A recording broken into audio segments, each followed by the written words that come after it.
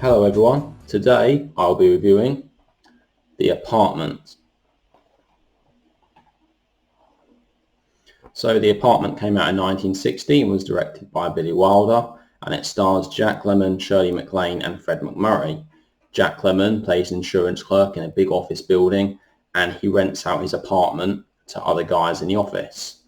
And the idea is that the other guys in the office are all married, but they bring other women back to the apartment, and Jack Lemmon wants to work his way up through the business. He wants to get promoted and move to more senior positions. So the idea is that he does favors for the other guys in the office, and then the other guys in the office, they put in a good word with the boss and say, he works really hard, with the idea that Jack Lemmon will be able to work his way up through the ranks of the business. Now, we also get Shirley MacLaine in this film. She plays an elevator operator at the same business where Jack Lemmon works. And Jack Lemmon, he's quite fond of Shirley MacLaine. He really likes her and he wants to ask her out for dinner.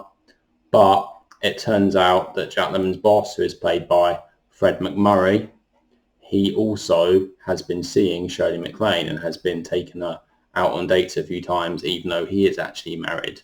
So it's a bit of a conflict here for Jack Lemmon's character. On the one hand, he wants to be able to move up through the ranks of the business and become successful. On the other hand, he really likes Shirley MacLaine and he doesn't want to get in between her and his boss, obviously, because that will cause trouble. So this was the first time that I'd ever seen this film. And I have to say, I absolutely love it. I was very impressed by it. I thought it was a fantastic film. I'd already seen a few films directed by Billy Wilder, some like Hot, Sunset Boulevard and Double Indemnity, and I liked all of those, so I immediately had high hope for this film, and yeah, it exceeded my expectations, to be honest, this film.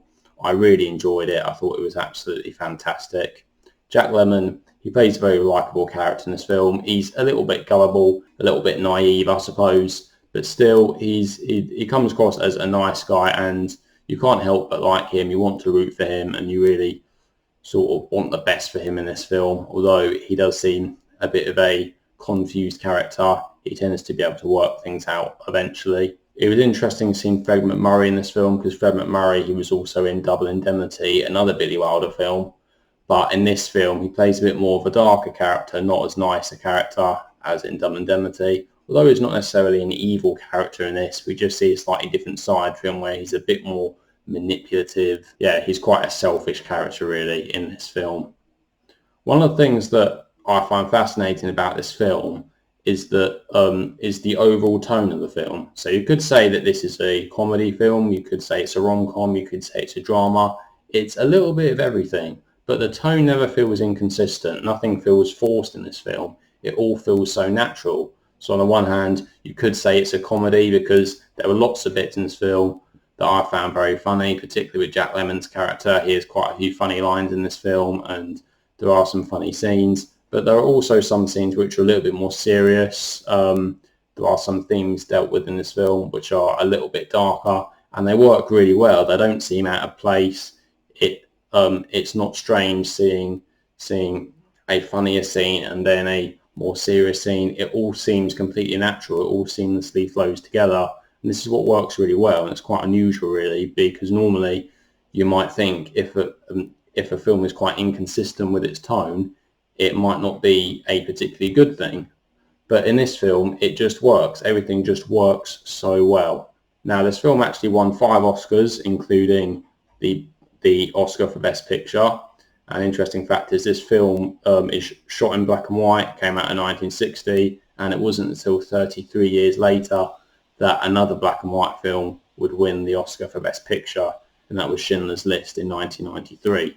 This film also really helped establish Shirley MacLaine as a serious actress, as she'd already been in a few comedy films in the 1950s, but after this it really helped propel her career onto becoming a more serious actress through the 1960s and really becoming a big star. We also get a lot of other side characters in this film, and to be honest, they're all very good. We get this doctor who lives next door to Jack Lemmon's character, and he's a really good character because he always has to come in to sort of help a few times when Jack Lemmon gets in trouble. And one of the funny things is that because Jack Lemmon's character, C.C. Baxter, his name is, by the way, in case I haven't mentioned it, C.C. Baxter, because he has lots of people rent out his apartment, and he has obviously lots of men bringing women back. Because of this, all his neighbours think that C.C. Baxter is actually some sort of Casanova and some sort of ladies' man, and is really good with women and has lots of women around. And obviously it's not actually him, it's actually lots of other people. So we get a few funny scenes like this when people are sort of joking about it and thinking that Jack Lemmon is a ladies' man. And yeah, it's just very funny scenes like this in the film, which really bring the mood up and really help make this a very entertaining film to watch. And I have to say, this was a very entertaining film. It did seem quite quick for a 2-hour film. Everything seemed to move smoothly. There wasn't any point in the film where it seemed to slow down or the plot seemed to meander in a direction which didn't seem suitable for it.